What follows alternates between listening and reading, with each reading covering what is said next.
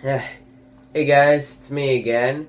Sorry, I have a bit of a cold at the moment. I'm going to try to make this review as quick as possible, really, because it's The Empire Strikes Back that I'm reviewing, and it's difficult to do a quick review of this kind of movie because this is one of the best movies ever made. I'll get to that in a second. First of all, if you haven't seen my review for the original Star Wars, I'm not calling it A New Hope. Then please check that out first. It's on my channel. It's titled Star Wars Movie Review. Again, no A New Hope, just Star Wars. So, if you haven't seen that, watch it now. If not, stay on this. Okay, so The Empire Strikes Back is by far one of the best movies ever made. In my opinion, it's like the second best after my personal favorite, 2001: A Space Odyssey, which is also on my channel if you haven't seen it.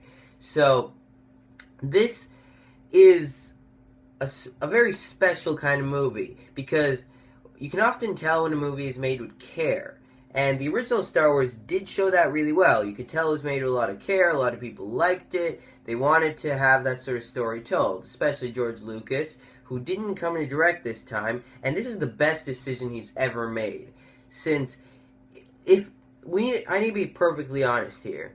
If he had come on as director, this movie might have sucked. It really easily could have. Because for the original Star Wars, he had hardly any control over that. He basically just got the story writing credits perfectly done. So here, he would have had full control over this. And if he would have, it probably wouldn't have been that good because we've seen what he does with full control, and that's known as the prequels. You know what I'm talking about. So this was his best decision ever to hire director Irvin Kershner, who was a lot older than him at the time, to come as director this time, and he did a terrific job. And let me get into why this movie is so terrific in my opinion. First of all, the effects. These effects were made in 1980. They still hold up perfectly. I mean, in my opinion, so did the original Star Wars, but these are just on a slightly higher level, partly because it's a bigger budget. And they're just such exciting scenes. There's hardly any boredom in this movie. I never felt bored. And it's really easy to feel bored in this sort of thing because, sometimes special effects can get excessive and you feel like there's too much of them.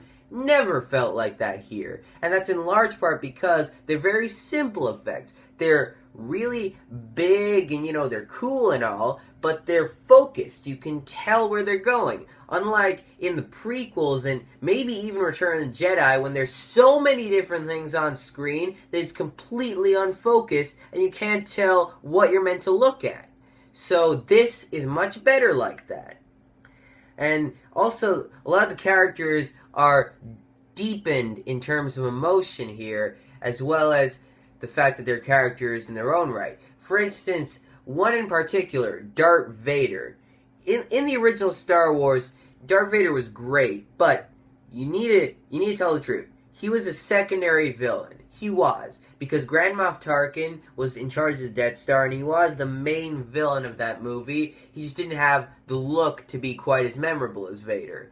But this time, Vader is definitely the main villain, because he just chokes out people. He chokes out anybody who doesn't do exactly what he wants them to. So he doesn't take no for an answer ever. That's awesome. He's one of the best villains ever in this movie. Way better than he was in the first one, and he was pretty great to begin with. So, awesome. And also we get more of Han Solo, more of Leia. We get to see Luke's character deepen a lot, so that's great. We get more humor out of C-3PO, more banter between him and R2-D2, and overall, this is a really hilarious movie. This movie's hilarious, in that good way, where it's a humor that they want you to laugh at. And I really have to say, the screenwriters, I forget one of their names, but I know the other one's Lawrence Kasdan, who did Raiders of the Lost Ark and also the new Star Wars movie. So they did a terrific job because the dialogue's great, and so is the way they go with the story. This movie's done really well like that. it's really entertaining in terms of its pacing. They also give you some new characters in this movie who are really great in their own right. And I think I'll touch on why they're great as well. First of all, we get Boba Fett. Now, some people say that Boba Fett is a very overrated character. And I can see why, because in Return of the Jedi, which I'll talk to you a bit more in my review for that, he was kind of just there for like 10 minutes, then he died in the most stupid way ever. So he wasn't that great there. But here, he is awesome. And yes, he doesn't have a lot of screen time here, but that's why he's awesome. Because whenever he's on screen, he just has that presence and that great voice, those great lines. He does so much in so little that he's awesome. He's a great character. Also, we get Lando Calrissian, who's a good friend of Han Solo. He's just that sort of wisecracking guy who's really likable. A little different from Han Solo in that he's not likable because he's, a scoundrel, but more because of the way he talks, the way he acts and all. And he's pretty cool like that. He's a cool character, and he's not just another Han Solo. He's very different, but he has some similarities in there. And I need to touch on this character, Yoda.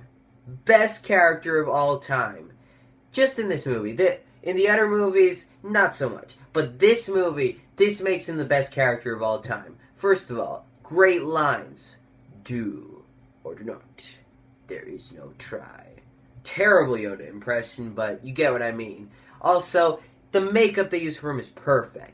He has that sort of way how he looks incredibly realistic. He has so much life in his face. Like in the prequels, he doesn't do anything. He is a boring character. A really boring character in the prequels, largely because the CGI they use for him has no emotion in it. But these makeup effects are great because they can carry the emotion Yoda has. And they show in this movie that he actually has emotion.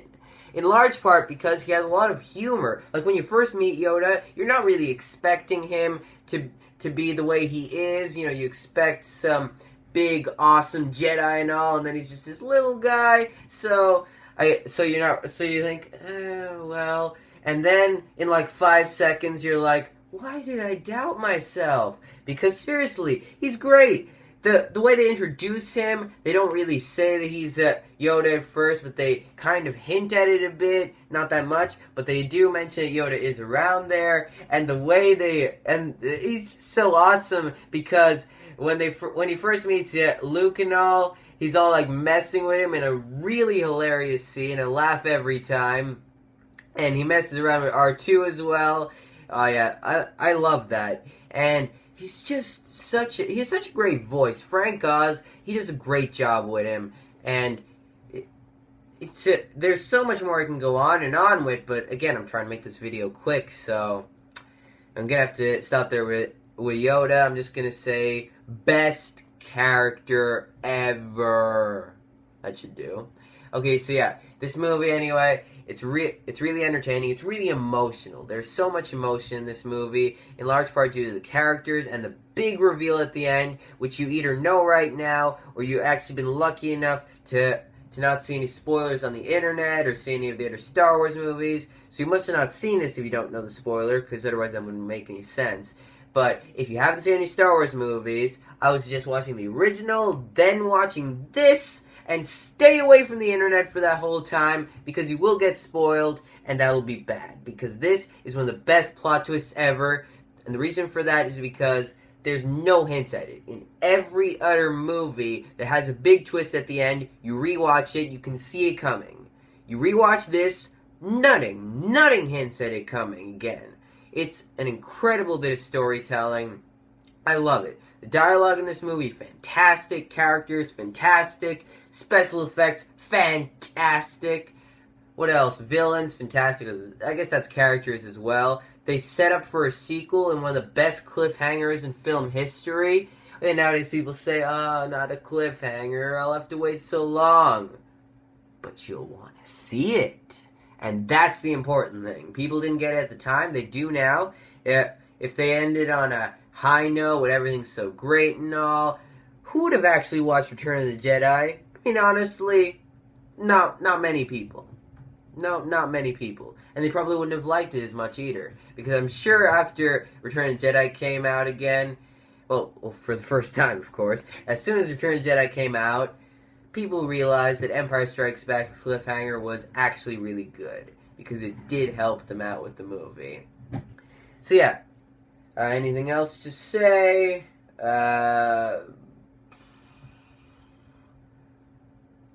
Great lightsaber battle at the end. it is. It's a great lightsaber battle. Probably second best, in my opinion, after the first one. Great lightsaber battle. So many great things. So many. I'm just being repetitive now. I need to stop. People keep saying I'm being repetitive in these videos. If there's anything else I have to say in this video, I'd like to say I really respect Irvin Kershner, who did this movie, and I hope he rests in peace because he did die at age 86 in 2010, I think, and I really think that he's a great director. He might not have shown in some of his other movies like RoboCop 2 and Never Say Never Again. He shows it here though. Rest in peace, Irvin Kershner. You did well. So yeah, that's all I have to say for this video. I'll be doing more reviews on Star Wars movies soon. I have a few movies I'm getting ready to release on my channel, so look out for those. And as always, you don't have to go while you got Timo.